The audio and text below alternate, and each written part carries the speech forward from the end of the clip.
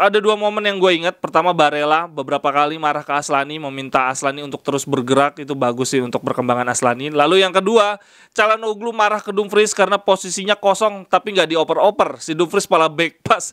Ini emang Dumfries gue nggak ngerti deh. Dia dilatihnya back pass. Jadi Dumfries ini penalti pun akan back pass, dia nggak akan nendang ke gawang.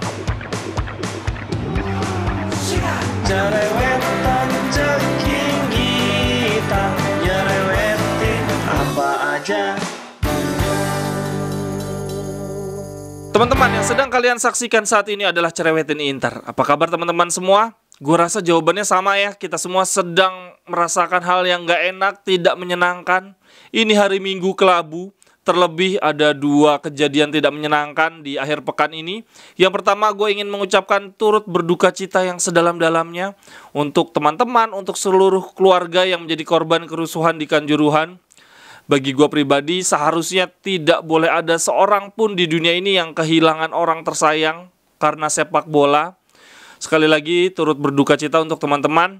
Lalu, hal tidak menyenangkan yang kedua yang terjadi di minggu ini. Tadi malam, tim kesayangan kita bersama baru aja takluk lagi. Ini adalah kekalahan keempat dari 8 pertandingan. Aduh, sebetulnya kalau gue lihat tadi malam Inter mainnya udah cukup baik sih. Dibandingkan pertandingan-pertandingan lainnya, pertandingan-pertandingan sebelumnya ini Inter sudah mulai kelihatan punya ide yang jelas dalam menyerang. Tapi sekali lagi pertahanan kita super duper rapuh. Kebobolan kita yang pertama diawali umpan yang terlalu berisiko dari Çalhanoğlu. Ini untuk kedua kalinya Çalhanoğlu bikin umpan macam gini, seharusnya nggak perlu lah. Apalagi dalam kondisi unggul, umpan-umpan berbahaya yang berpotensi direbut terus berujung kebobolan harusnya udah nggak boleh terjadi lagi. Dan ini untuk kedua kalinya Çalhanoğlu lakukan. Yang pertama ketika lawan Milan. Tapi itu pun menurut gua nggak mutlak kesalahan Çalhanoğlu karena Barella first touch-nya sangat buruk. Dan lebih parah lagi, tendangan Dybala walaupun finishingnya bagus secara teknik tapi nggak kencang-kencang banget dan ke tengah. Tapi Handanovic ya ampun, kalau bolanya jauh dia cuma melongo, bolanya ke tengah malah nggak ke tepis. Aduh, parah banget. Gue mulai merindukan punya kiper yang punya refleks oke, bisa terbang ke kanan ke kiri, nepis bola kayak zaman Julio Cesar, nepis tendangan Messi. Ini parah banget sih si Handanovic ini. Gila banget, bola ke tengah bisa-bisanya nggak ketepis. Dan bukan cuma Handanovic harus kita kritik. Kebobolan kedua kita itu karena Skriniar nggak nempel si Smalling. Coba teman-teman lihat nih kalau dalam tayangan ulang, dia bisa kosong gitu Smalling. Acerbi menjaga 3 pemain.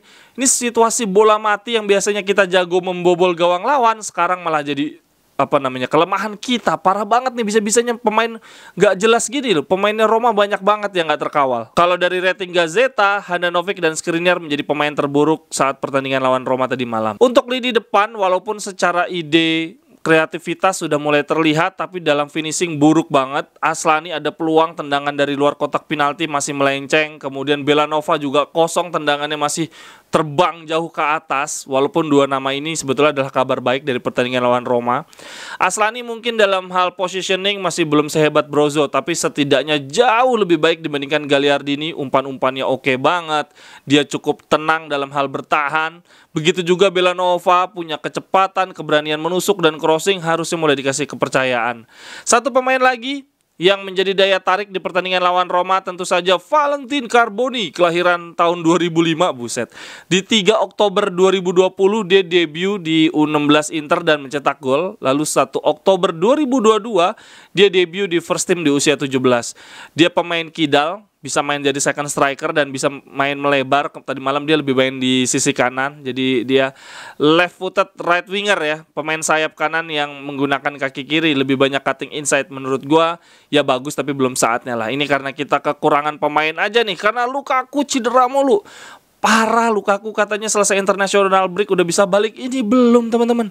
Lebih parah dibandingkan Dybala. Ya gue sebetulnya kecewa dengan Inzaghi. Sampai dengan menit 65 sebelum kebobolan kita nggak melakukan pergantian pemain apapun. Malah Roma yang melakukan pergantian pemain. Seakan kita puas dengan skor 1-1. Tetapi mengganti pelatih bukan jalan keluar. Karena siapapun pelatih yang menukangi Inter saat ini, gue rasa hasilnya akan tetap sama. Yang harus keluar jelas Zhang. Ini Inzaghi kalau dikasih pemain yang tepat juga gue rasa akan memberikan hasil yang lebih baik lah daripada saat ini. Ini Lukaku cedera, Brozovic absen, kemudian lini pertahanan baru dapat Acerbi setelah liga dimulai. Acerbi menjadi salah satu penampil terbaik lagi malam ini. Dan itu pun Acerbi datang setelah Inzaghi berkali-kali ngomong ke media butuh back. Itu artinya sebetulnya Inzaghi udah melihat betapa hancurnya lini pertahanan kita. Ada dua momen yang gue ingat. Pertama, Barella beberapa kali marah ke Aslani, meminta Aslani untuk terus bergerak. Itu bagus sih untuk perkembangan Aslani. Lalu yang kedua, Çalhanoğlu marah ke Dumfries karena posisinya kosong tapi nggak dioper-oper. Si Dumfries malah back pass. Ini emang Dumfries gue nggak ngerti deh. Dia dilatihnya back pass. Jadi Dumfries ini penalti pun akan back pass, dia nggak akan nendang ke gawang. Media di Italia memberikan analisis kenapa Inter situasinya saat ini sangat runyam. Di sini dikatakan bahwa pihak-pihak di Inter punya visi-visi yang berbeda.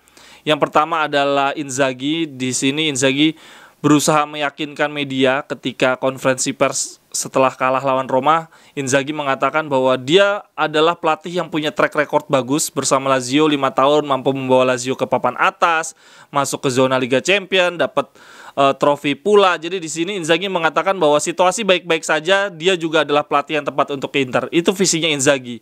Sementara para pemain punya visi yang berbeda. Ada yang masih pingin juara, ada yang sudah tidak termotivasi, ada yang sudah, yang penting gue ada di klub, mau jadi pemain inti, pemain cadangan, bebas. Jadi di sini dikatakan bahwa pemain punya visi yang tidak sama. Dan situasi semakin diperunyam karena visi dari pemilik klub, dari manajemen juga berbeda. Bukan untuk membawa Inter menjadi juara, tetapi sedang sibuk mencari pemilik klub yang baru. Jadi tiga pihak di Inter mempunyai cara pandang yang berbeda-beda. Itu yang membuat Inter runyam saat ini menurut media-media di Italia. Lalu kemudian ada yang mulai mengaitkan nih teman-teman. Ini situasi yang sama persis seperti ketika kita pasca treble winners di tahun 2010, kita dapat 3 gelar, Liga Champions, Coppa Italia dan Liga Italia Serie A.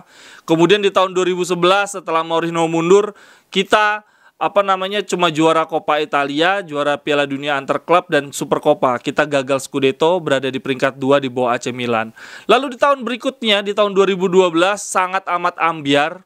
Kita 3 kali ganti pelatih dan finish di peringkat 6. Mulai ada yang mengaitkan bahwa situasi saat itu sama persis dengan yang terjadi saat ini. Setelah Scudetto bersama Conte, lalu dapat Supercoppa dan Coppa Italia bersama Inzaghi. Di tahun berikutnya, yaitu tahun ini, bisa-bisa kita ambyar karena kalah. Berapa nih berarti nih?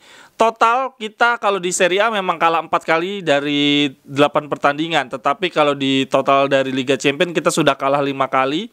Di Serie A peringkat 7 saat ini beda 8 poin dari puncak klasemen Napoli. Dan lebih parah lagi, ini ada berita terbaru. Gue baca Lautaro mengalami masalah di paha. Aduh, jangan sampai cedera deh. Ini kalau sampai lawan Barca kalah dan lawan Sassuolo seri apalagi kalah, menurut gue posisinya Inzaghi akan sangat terancam. Tetapi itu bukan jalan keluar. Siapa yang mau gantiin Inzaghi?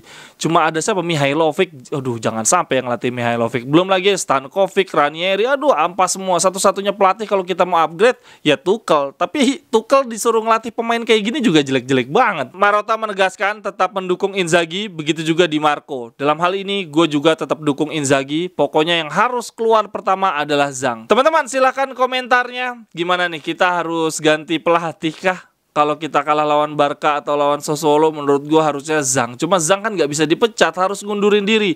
Lalu pertandingan lawan Roma kemarin, gimana analisisnya? Silahkan teman-teman. Sampai ketemu di cerewetan-cerewetan berikutnya. Bye-bye, thank you.